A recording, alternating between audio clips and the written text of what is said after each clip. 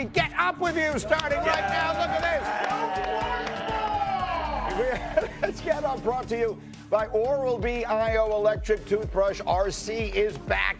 Bart Scott is here. Schrager's ready to go. Fortenbaugh is going to get you ready for a huge weekend of football, which began last night in not such huge fashion. Here we go. Bo Nix and the Broncos hosting the Raiders. This one wasn't pretty. First quarter, the rookie, Ashton Jeanty, on a 3rd and 2 in the scoring area. RC punches it home. Ashton Jeanty gets a big hole on the pull. He finishes physically in the end zone. Talanoa Hufanga can't bring him down. This is the rookie they expected to draft. Raiders up 7-zip. Now, Broncos on a 4th and 3. Watch this exchange.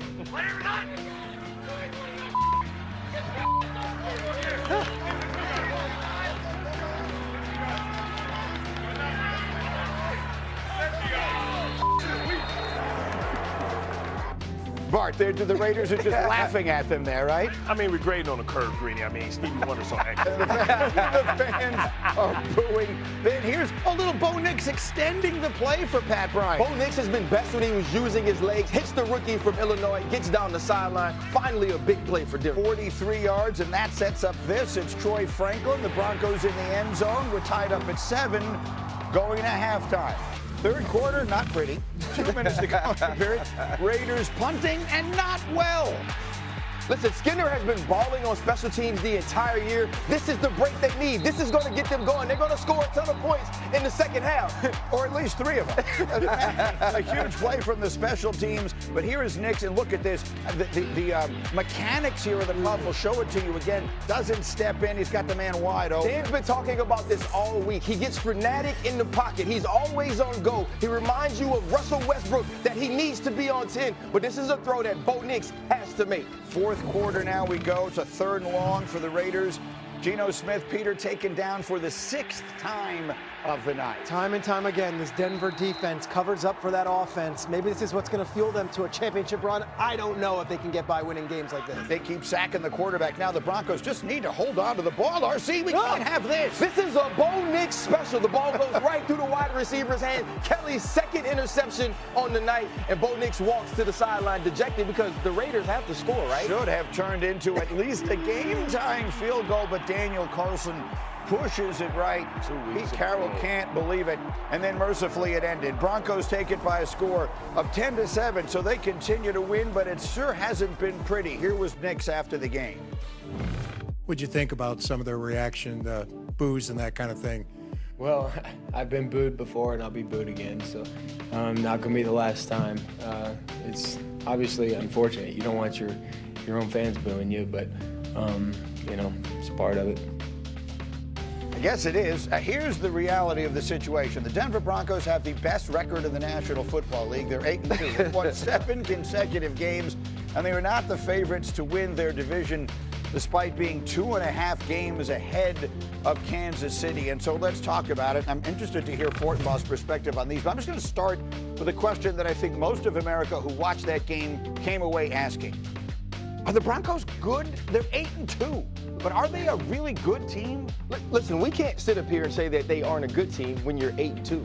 They sure as hell don't look like it. Right. Though, and if you watch games like the Eagles, the Giants, the Houston Texans, and then obviously the Raiders, you see for 3.5 quarters they aren't, but they have found ways to win. Peter mentioned this defense could be what fuels them to get to a championship. This defense is playing at a historic level when we talk about rushing the passer, what Vance Joseph can do. But you can't win with Bo Nix playing like this, with Bo Nix missing wide open targets, not making good decisions, not understanding, especially early in this game, when the legs can help him.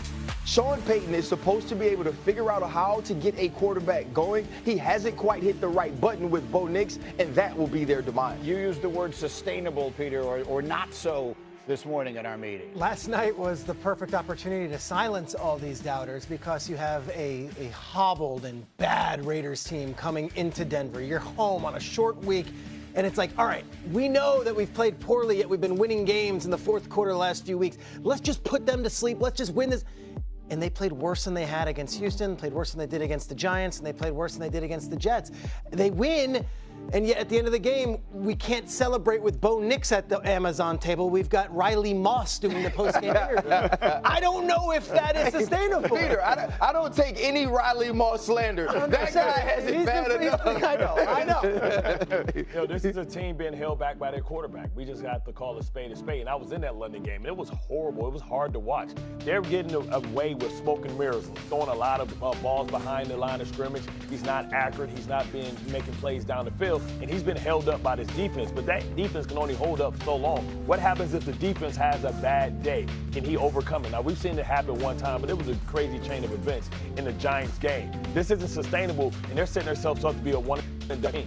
Every single postseason in every single sport teaches us the same thing. Champions have multiple paths to victory. The Eagles can lean on Saquon Barkley right up until Spagnuolo tried to shut him down, so then they started throwing and playing defense.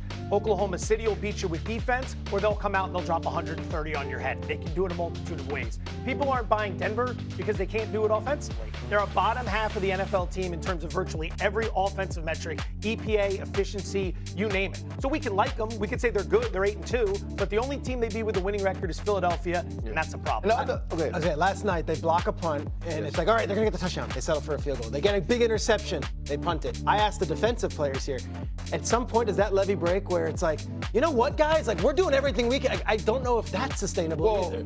As somebody who was on teams with great defenses that sometimes didn't score points, you have those conversations between yourself, but they never leak over into the offensive side of the ball, because at some point, Ben Roethlisberger is going to throw a ball in the corner to Santonio Holmes, who's only going to have 9 toes down, and you're going to win a Super Bowl. Right. That's what you feel. So you have to keep playing. The thing about Bo Nix is we watched him ascend late in the season last year. This guy threw for the most touchdowns of any rookie, and he's getting worse progressively every single week. And I think as the games go by and as the film is no longer hot, he's starting to press a little bit, and Sean Payton's going to have to remedy that. Yeah, speak for yourself. I had that great defense, but I had my boy Kyle Bowler. It didn't work out so good. Okay.